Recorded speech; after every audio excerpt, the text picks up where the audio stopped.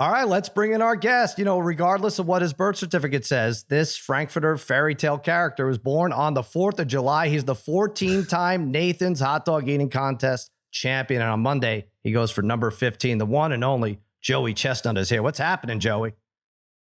Oh, dude, I'm living the dream. I'm just getting ready for another 4th of July, and I'm getting hungry.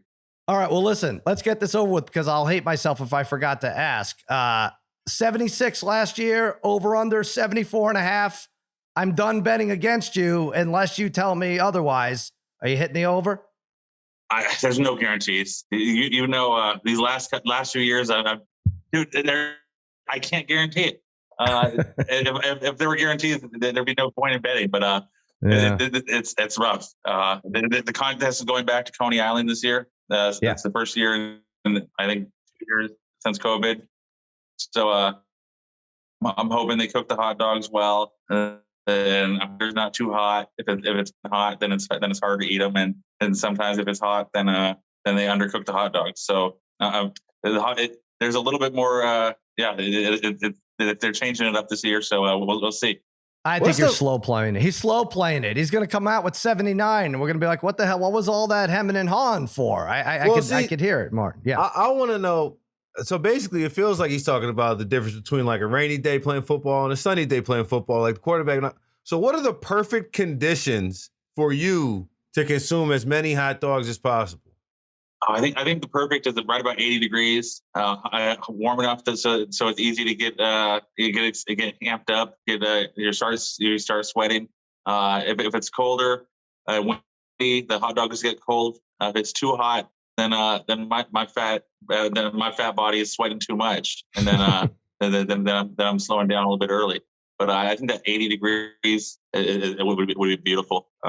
Boy, that's a great point. That's an interesting thought. That if it's super hot, who's hungry? Who wants to put a lot of food in their belly? That's got to be bad. But what's the ideal hot dog prep for you? Grilled, boiled? Oh yeah, how say you? Flat top grilled. Flat top griddle is the best way with that awesome direct heat. If it's boiled hot water dogs, those are not the best. Those are no good. Those are balloons, and we don't want to eat those. But I need these hot dogs cooked nice and well. Get that juice, the juice that's flowing. You don't want it to be undercooked and rubbery. Yeah, well, listen, now you talk about ideal conditions, and I'm sure Tom Brady would rather throw with, no weather whatsoever, but he still excels in the rain and the cold and the snow, and we've seen it, and we've seen you do it. It's always at Coney Island 103 degrees, right? So I think it's more of a factor for your competitors than you. I think you've seen it all and done it all by now. Yeah. You're absolutely right. I've gone through it all. It might make it harder to break a record, but I'm going to break the competition no matter what. There you go. Now, I bring up Brady. Do you get mad when we were just discussing before you came on? You get mad when people talk about Brady and LeBron as the GOAT or the current GOAT and your name is left out of the conversation? I mean, they haven't even come close to dominating their sport. And yes, I say sport like you have. I love Tom Brady. I hope I can do this when I'm 43. I'm 38 now. It's really hard getting older. It's hard to push your body the way you did when you were younger. I used to be able to eat and do practice contests every third day, and now in order for me to not gain weight, I have to practice once a week. And what they're able to do at their age, it makes me say, it keeps me hungry. So when you go into it, like when you go in July 4th, are you ravished? Like, are you starving? Like, how are you? Do you eat breakfast that morning? No, like, walk me through that day. Going to the contest, I've been eating. It's going to the contest. I'll do it. I'm finishing up about a 2-day cleanse. No real solid food. Lemon juice, water. I might thinking a little bit of the protein supplement in there, but I'm almost 2 days no solid food, and then I can go into the contest. I'm loose, empty. I have a bunch of weird jaw exercises and almost like yoga, so that I'm keeping everything stretched and loose, and then I'm ready to go. And the cleanse also makes it easier to digest the food when I have that. I look at it like a clean highway. It's gonna be everything's gonna go in, everything's gonna go out, and it'll be it'll be beautiful. Interesting. I was thinking about this, and I know you compete. This is the main event. This is the Super Bowl, but you're in competitive eating events all throughout the year, and you excel in those as well. But for most people only lay eyes on you once a year, and it would be great. You're a skinny guy by all intents and purposes for what you do. Wouldn't it be great if one year you just showed up, you were 400 pounds? If I was 400 pounds, I'd probably lose. It Really? would be a bummer. I think it'd be crazier if I came out with a 6-pack. That'd be insane. And then I just keep eating like a beast. But go one way or the other. Yeah, I would think. Yeah. Is there an optimal weight though? Like, because it seems to me if you were morbidly obese, that would lend itself to ingesting a ton of food in one sitting. Or would you, if you had to choose, you have to be 400 pounds, or you can be a man of sinewy muscle with like 2% body fat, which is the better version of you for eating. Yeah. The only problem with being 400 pounds is you get winded. There are big guys who are 400 pounds who can eat over a 2-hour period. They can eat as much as me, but over that 10-minute period, they get winded. And when you're breathing through your mouth, you're not eating. So the healthier I am, the more I can eat. The fat people who get winded eating that's quite a sight. But where do you come down on? Because we've been talking here. The hot dog is a close cousin of the sausage, the link. Where do you come down? Sausage links or sausage patty? You can only have one for the rest of your life. Oh, I would go sausage links. The patties are only for breakfast. The links you could have any time of the day. Interesting. If you were having a breakfast sandwich every morning for the rest of your life, would that impact your sausage decision? It's all tough questions. It would. But I don't eat breakfast. I'm a one meal a day kind of guy. Breakfast is coffee for me. And maybe if I'm out for brunch on Sunday morning, drinking and that's when I have other breakfast items. But I think breakfast the sausages are the way for links. If you had to dip one kind of sausage in your coffee, forget it. That's enough sausage. But I was thinking though, you have so much power. You're the undisputed king of competitive eating. What if on Monday, as they're counting you down, you turn to your competitors and say, "Hey guys, why don't we take it easy? Why don't we enjoy this meal? Let's eat at a reasonable pace and get to know each other. Maybe have a Merlot."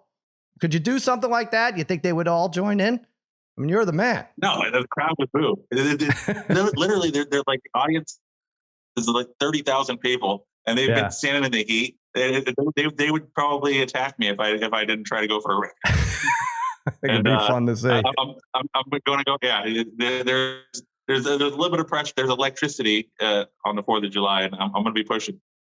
The Merlot idea, that's too heavy a drink in summertime, Sal. You don't drink, that's a heavy wine. Now listen, Chestnut. That's Sauvignon Blanc. It's something cool and crisp. Okay, all right. This guy gets it. Chestnut, your run here is remarkable in the history of sports. We will call back to it. In these 16 years, I've talked to you a number of times and asked you to do this. You might need to get, as a vet now, get in the heads of the younger athletes here. Please do it this year. Before it starts, you say, "Hold up, Judge, before we start this thing, I need a vanilla shake and some gravy fries." Don't you see how intimidating that would be to your foes? You're like, "Yeah, I'm going to enjoy my wiener though with some nice cheese fries or something like that." Don't you see the impact that would have psychologically? I've always wanted to I want this chili on my dogs. Don't serve these hot dogs without chili. I need more. I think that it would be a power move to just it's not enough just to eat them plain. Yeah. So, I mean, I could see how it gets boring for you. I was thinking about this. When a team or even individuals win a championship or a gold medal, they get invited to the White House. Have you ever received an invitation? No, this is bullcrap. Every single. I started winning when George Bush was president. Or the Bush, Obama, Trump. Nobody's showing me any love. Wow. Bipartisan being bipartisan enormous. I got invited to the Playboy Mansion, but I have the way back when. And I didn't get no White House invite. Playboy Mansion's better. I've been to both. I think you made the right choice. A little bit old, a little bit dated. Yeah, I guess so. So you would go. I mean, you don't care who's in office. If you were invited, you would go, right? It's the leader of the free world. That's right. I would go. Well, Trump's got to be your ideal because he would lay out that spread of other champions of hamburgers and French fries. That would be your dream, right? Yeah. You would consume that table in about 4 minutes. You know, I think Bill Clinton might have been the best. He was all McDonald's, right? But what's this? Yeah, Trump throws his lunch at the wall, so you might be in danger. You got to be careful there. Trump also likes ketchup with his steak. And that's right. That's a little bit iffy. Absolutely. I'm fascinated to know, like, when you introduce yourself to people who don't already know you, and they know your name. You're like, I'm Joey Chestnut. And they're like, wait, the guy who eats hot dogs on 4th of July? That's disgusting. Like, does that happen? Or Martin, come on. The people who think that's my name, and so they don't really care. They don't know me. But usually, like they think, oh, Joey Chestnut, I know you from. Did I go to high school with you? They think they know me from somewhere, and then all of a sudden it hits them, and then it's like I'm their brother, and we're drinking and laughing together. But how was that like becoming Joey Chestnut, right? Because at one point you weren't the most famous and best professional eater of all time. And I imagine like you had to like rise through the ranks. Was that weird? Like socially? It was I don't know. It just happened. It was like I got on this wave. I started doing this contest when I was 21, and I was like, oh my God, I don't have to hold back eating anymore. I can get on stage and just eat like a madman. Oh, that's a great feeling. What a great feeling. It was like and then it just kept getting bigger and bigger, and then I gave up my day. I used to have a real job in construction management where I was arguing over change orders and schedules, and now I get to eat. It's like I'm a lucky dude.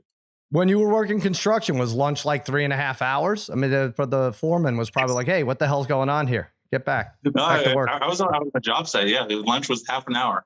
Wow. You have to eat fast. Yeah. That's where you learn to eat fast. Interesting. Okay. What's the best and or worst reaction you've gotten as Joey Chestnut, the eating champion, walking into a restaurant? Do people go like, oh my God, we're a food place and we have the king of food here? Or is it like, well, closed for the day? We'll depends if it's a buffet. If it's a buffet, I'm sure it makes all the difference, right? Usually really, really happy. And if it's a good restaurant and there's a chef there that's proud of their food, that I get to meet the chef and their or the owner of the restaurant wants to show me the kitchen. They show me the things that they're really proud of. And it's like, oh, dude, check out this awesome meat slice I got. Like, yeah, let's fucking slice some meat. do you cook as well? Are you just? Yeah, usually they're really happy I'm there. At one time, I think I went to an all-you-can-eat sushi place, and they made me get sick. They got me sick. No, really? I was there a little bit too. I love some nigiri, just fish and rice, and right. That's. Then you found out you found out Kobayashi was in the kitchen. Yeah, that's where it all went sideways. Yeah, interesting. All right, well, listen, I want to let you go here. I know you have a lot of study. Do you watch tape? Is that even a factor in your preparation? Do you watch tape of last year or other eaters or anything like that, or is it just I watch practice? Practice tape is where it's at. Yeah. Starting to slow down, but I feel good. I feel like my jaws, throat. I'm ready to eat. All right. Well, we're ready to bet on you, and over 74.5 hot dogs consumed. That's what I'm hearing for Joey Chestnut. I was a little bit. I wasn't sure about your. I don't know, man. But yeah, don't hold me to it. You're gonna do it. I'm doing whatever it takes to win. I can guarantee you the win. Okay, guaranteed. Guarantee a win. 15-time champ. I'm gonna get the win. He's Joe Namathing it right here in New York, doing it again. Joey Chestnut, thanks for coming on. I appreciate it.